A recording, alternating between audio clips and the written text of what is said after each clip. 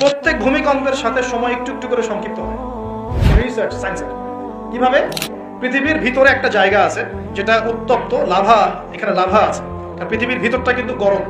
উপরেরটা আমরা যদিও দেখি এরকম শিলা পাহাড় ইত্যাদি, পৃথিবীর ভিতরে কিন্তু আছে লাভা, যেটা সবাই মোটামুটি জানেন। এর ভিতরে একটা জায়গা আছে, ইনার কোর বলে জায়গাটাকে, একদম ভিতরে। এখনকার সাম্প্রতিক গবেষণা বলছে যে ভূমিকম্পগুলোর প্রভাবে, পৃথিবীতে যত ভূমিকম্প হয়েছে এর প্রভাবে ইনার কোর আগে যেদিকে ঘুরতো এখন উল্টা দিকে ঘোরা শুরু করেছে।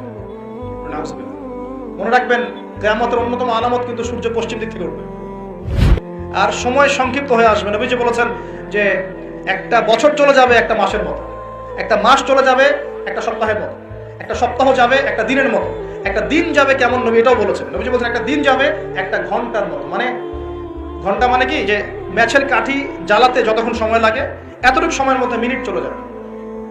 কিভাবে হবে এটা আল্লাহ ভালো জানে। আপনাদেরকে নিউজ দেয়, চায়না